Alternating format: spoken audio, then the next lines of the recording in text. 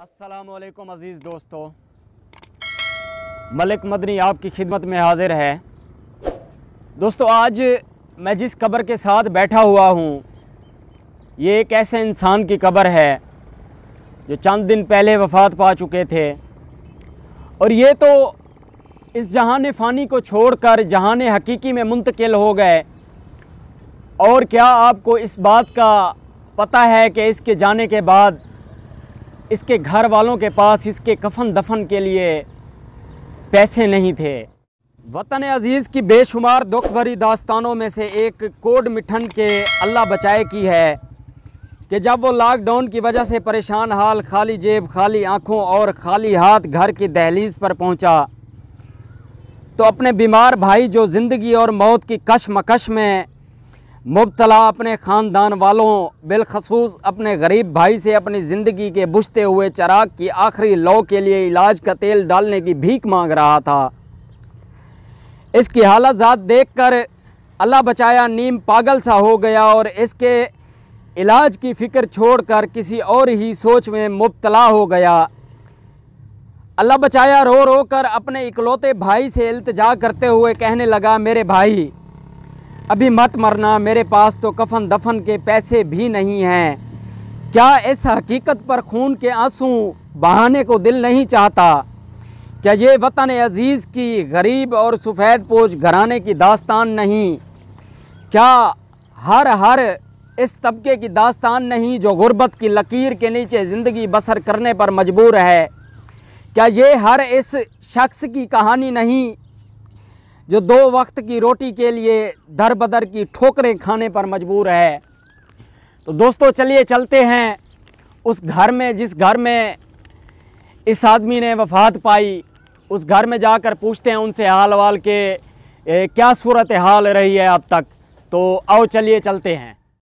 तो जी दोस्तों, हम पहुंच चुके हैं उस घर में जिसका मैंने कुछ देर पहले आपसे ज़िक्र किया था। उस घर में हम आ चुके हैं। काफ़ी लंबा सफ़र था उनकी कब्र और उनके घर के दरमियान, और इस टाइम हम उनके घर में मौजूद हैं। जैसा कि मैंने आपको ज़िक्र किया, उनका बड़ा भाई अल्लाह बचाया जो कि हमारे साथ मौजूद हैं और हम इनसे भी गुफ्तगू करेंगे।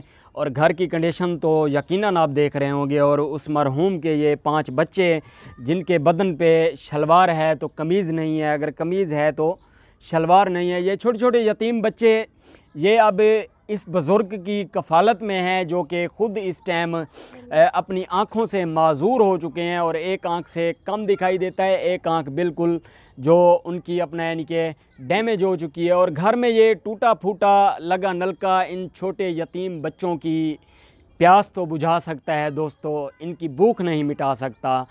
आइए गुफ्तगू करते हैं हम अल्लाह बचाए से कि वो क्या कहते हैं। अस्सलाम वालेकुम जी। अस्सलाम वालेकुम मेरा दोस्तों, अस्सलाम वालेकुम। हाँ सी, किमें हालात थिन, किमें वफ़ात थी है तुआरे भाई दी और ही टाइम बाल इन तुआरी कफ़ालत दे विचन और तुसा क्या करें दे वे, किमें इन्हें दी वालदा क्या करें दी है, ये सूरत हाल सारी सा गुड़ा से सो उसी दोस्तों बिरा मेरा हाजरा मेहनत मजदूरी करते अपने बच्चे पलेंदा हाजरन दा यो लॉकडाउन वाला मसला थे। उशदा ही गम दे विच बह गए, कहीं पासे मेहनत मजदूरी नहीं कर सकिया और उनकी बेवा अपना उनकी घर वाली मई जी अपना घरें दे विच हुण भी काम कार करते अपने बच्चों का गुजारा की होती है। मेरी अख माजूर एक नू नज़र होनी भी जरा है काम धुंध पौंदी है, खास सोजला नहीं पौंदा।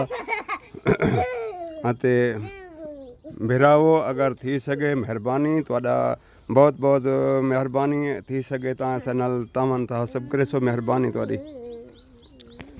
तो जी दोस्तों, ये उस मरहूम के भाई थे बड़े जो कि आप देख रहे थे, सुन रहे थे उनको।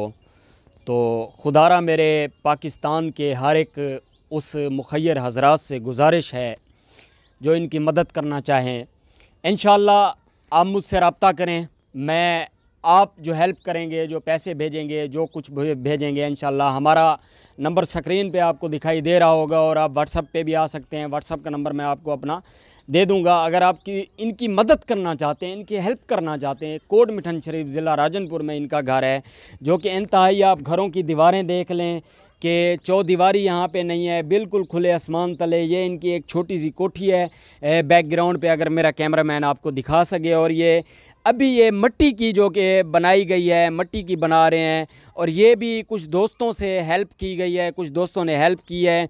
और आप सबसे गुजारिश है कि खुदारा मैं आपसे हाथ जोड़ के कहता हूँ कि इस गरीब ख़ानदान की कफ़ालत करें। इस गरीब ख़ानदान के लिए कुछ ना कुछ कम से कम 1 महीने का राशन हमने भी किया है, जो हमारी तरफ से हो सका, जितना हमारी हैसियत है।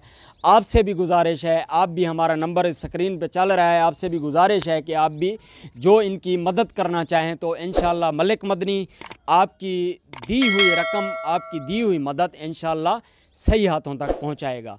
इसी लफ्ज़ों के साथ मैं इजाज़त चाहूँगा। पाकिस्तान जिंदाबाद।